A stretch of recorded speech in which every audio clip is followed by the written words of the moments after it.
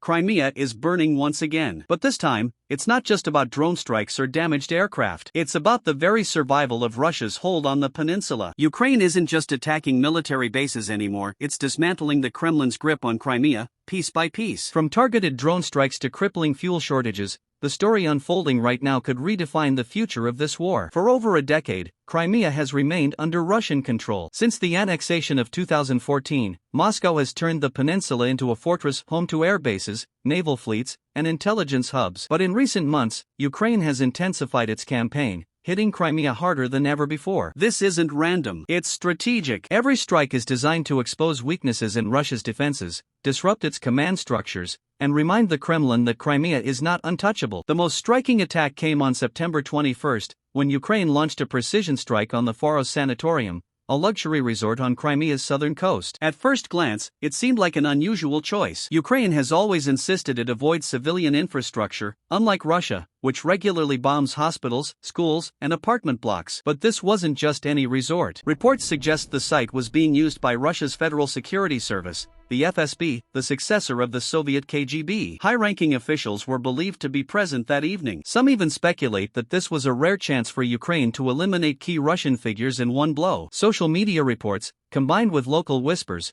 revealed that the resort's restaurant had been mysteriously closed for special service on that day. Was this a coincidence, or evidence that important guests were inside? The attack sent shockwaves through Moscow's leadership circles. If true, it highlights just how deeply Ukraine's intelligence has penetrated Russian operations, capable of identifying not just air defense positions but the movements of Russia's top officials. But the Foros strike was only the beginning. The very next day, September 22, Ukraine's forces carried out a historic attack. For the first time ever, drones destroyed 2 Russian B-12 amphibious aircraft, relics of the Cold War but still vital for maritime patrols. These aircraft, nicknamed Seagulls, were designed to detect submarines and monitor drone boats in the Black Sea. They weren't flashy, but they were rare. By some counts, Russia had only a handful of them left, perhaps as few as 6 operational units. With 2 destroyed in one night, Ukraine may have cut that fleet in half. The strike didn't stop there. A Russian Mi-8 helicopter was also destroyed. Videos from Ukrainian intelligence show drones zeroing in on their targets with chilling precision. Russian air defenses, once thought impenetrable, failed to stop them. A soldier's recording from the aftermath said it all: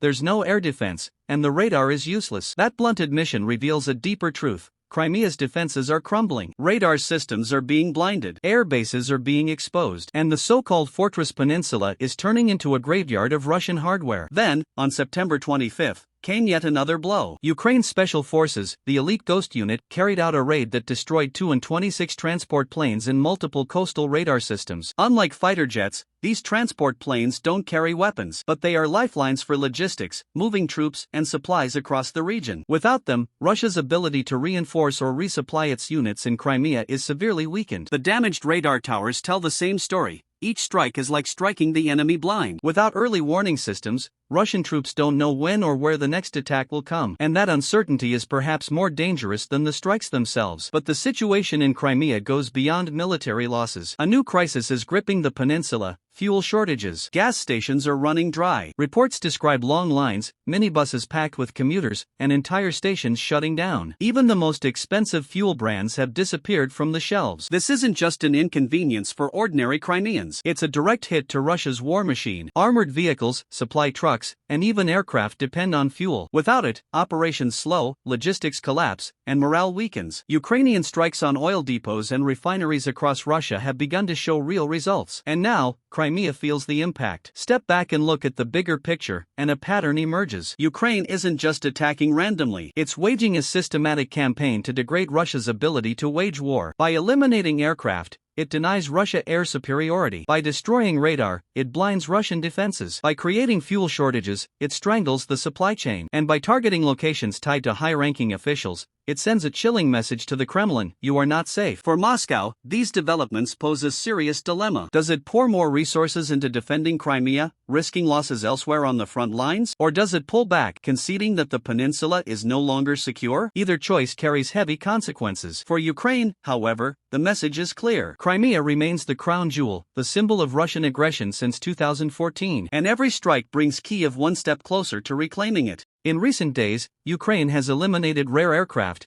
crippled radar defenses, and even sparked a fuel crisis in Crimea. Russia's so-called fortress is beginning to crack, but the question remains, will these strikes be enough to loosen Moscow's grip on the peninsula? Or is this just the beginning of a much larger battle? Time will tell.